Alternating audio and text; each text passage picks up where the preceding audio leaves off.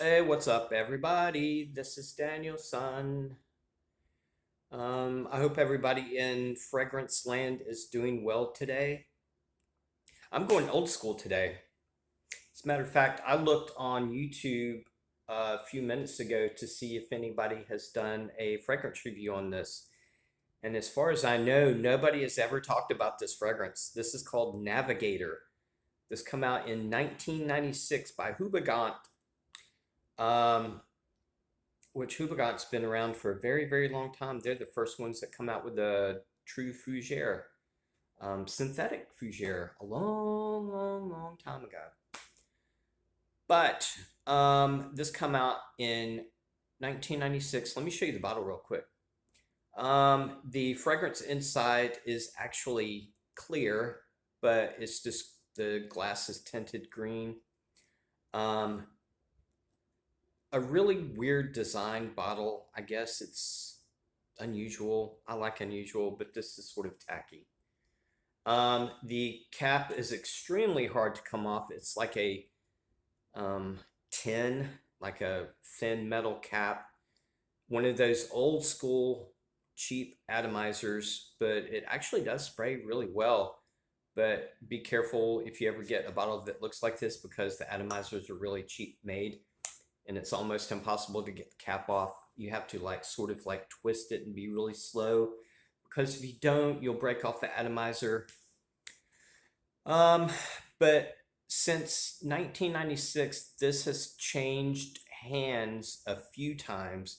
It belonged to Hubagant, then it belonged to Cody, and then for a while it had Canoe on it, and now, as far as I know, it belongs to Dana.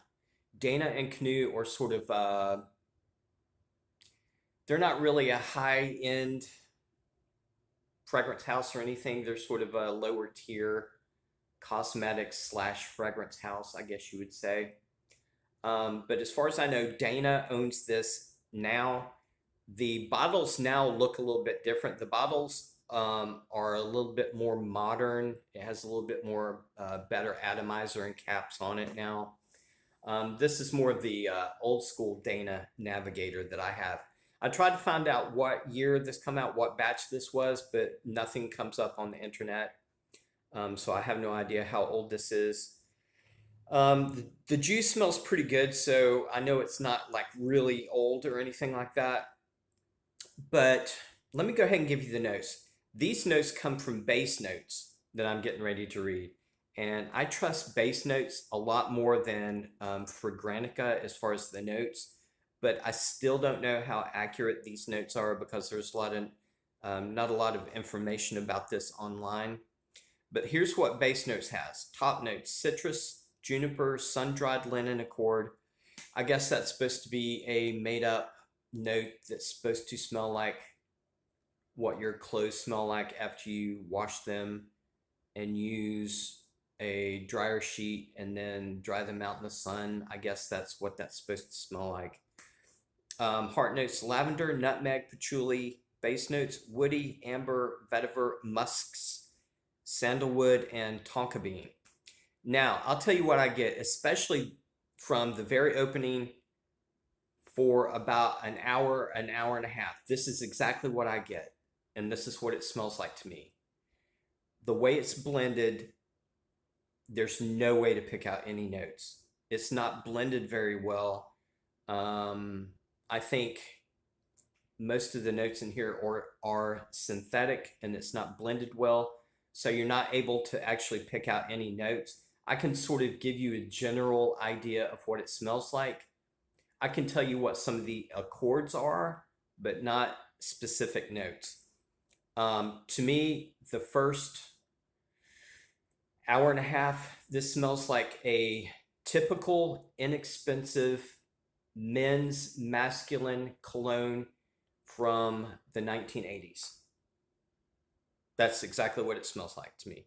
And I know I know those fragrances very well because I was in my 20s and in the 80s, so I know that type of fragrance very well. Um, it's it's I think some sweetness coming from a synthetic carnation accord or a carnation note, because it smells like 1980s to me. And I know in the 1980s, they used a lot of carnation in men's masculine fragrances. So I'm just saying that it's possible that that sweetness is coming from a synthetic carnation note.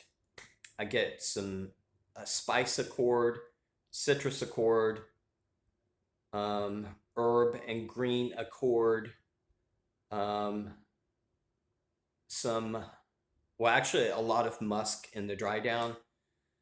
But the first hour and a half, it smells okay. It smells like your typical 1980s men's fragrance to me. Um, just a ball of masculine fragrance. That's what it smells like. After about an hour and a half to 2 hours in, after it starts to get really dried down and everything, it actually starts smelling a lot better. It's a little bit more smooth. It smells actually a little bit more natural after about 2 hours.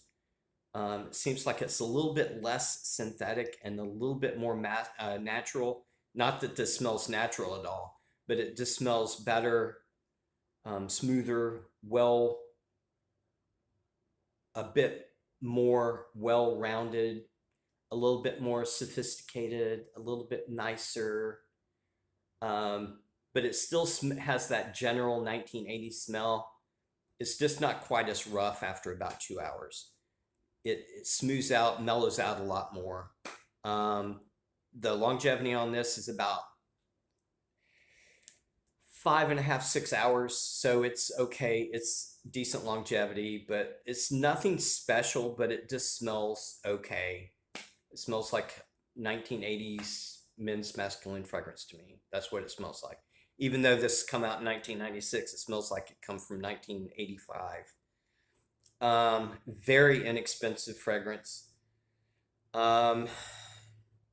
Nothing mind-blowing, nothing special. It's one of those fragrances. I'm actually wearing it right now. I put this on like 4 hours ago. It actually smells quite decent after about the 2 hour mark.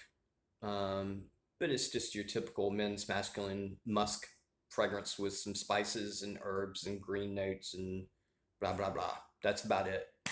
I don't know if anybody would be interested in buying this. I mean, it's one of those fragrances where it's nothing special at all. It's sort of average and sort of boring, but maybe you would want it just because nobody else has it. Maybe that's a reason to buy it. I don't know. It's really inexpensive. I think the 50 mil is like $9, and I think you could probably get 100 mil for like 15, maybe. But I'll find a cheap link or a link to where you can get it, really inexpensively if you're interested in it. But yeah, it's just something I wanted to talk about. I doubt very many people out there has even ever heard of Navigator before, but it's decent. It's okay. It's sort of like blah, but it's one of those fragrances that if you're running late somewhere and you don't want to like try to think about what to put on, just grab this, and it's going to smell generic and boring, but it smells good. I mean, you might smell like you just got in a time machine and just arrived here from 1985, but it smells decent. It smells okay. But I'm glad I have it. I'm wearing it today, and I'm enjoying it, but don't expect anything special. But anyway, that's it for my review, and I'll put a link down in the description if you happen to want it. So talk to y'all later. Bye. Trump 2024.